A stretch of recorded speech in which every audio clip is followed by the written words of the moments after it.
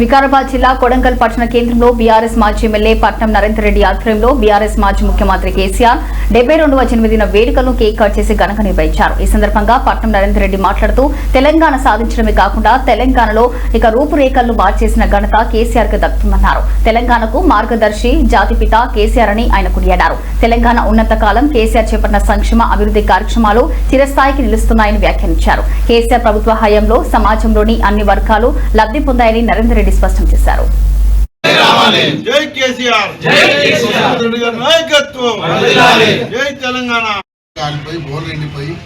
రకరకాల ఇబ్బందులతోని చాలా మంది రైతులు పెట్టిన పెట్టుబడి రాక ఆత్మహత్య చేసుకుంటారు. అట్లాంటి పరిస్థితుల్లో మొట్టమొదట కరెంటును తీసుకొని ఈరోజు నాణ్యమైన కరెంటు ఇచ్చుకుంటూ 24 గంటల కరెంటు ఇచ్చిన ఘనత కేసీఆర్ గారిది.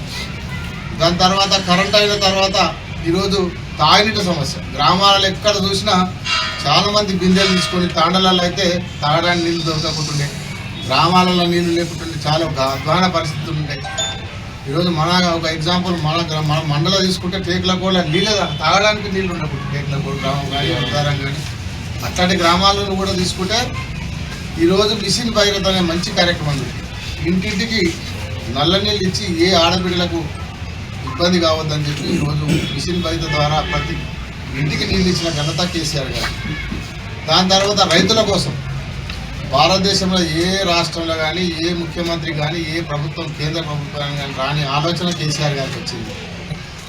ఈరోజు రైతుకు కావాల్సింది నాణ్యమైన కరెంట్ ఇవ్వాలి, పంటకు పెట్టుబడి సాయం ఇవ్వాలి, పండించిన పంట మార్కెట్లో దళారుల వ్యవస్థ లేకుండా కొనుక్కొని రైతుకు మంచి లాభం రావాలనే ఒక ముఖ్య ఉద్దేశంతో ఈరోజు కేసీఆర్ గారు రైతు బంధు పెట్టుబడి సాయం కింద ఒక రైతు బంధు ప్రవేశపెట్టి భారతదేశంలో కాదు ప్రపంచంలో ఎక్కలేని విధంగా ఈరోజు రైతు బంధు గుర్తింపు వచ్చిందంటే కేసీఆర్ గారి ఘనత. రైతు బంధు పెట్టి పండించిన పంట గ్రామాలలో సెంటర్ పెట్టి కొనుగోలు చేసి దళారుల వ్యవస్థ లేకుండా చేసి కేసీఆర్ గారే.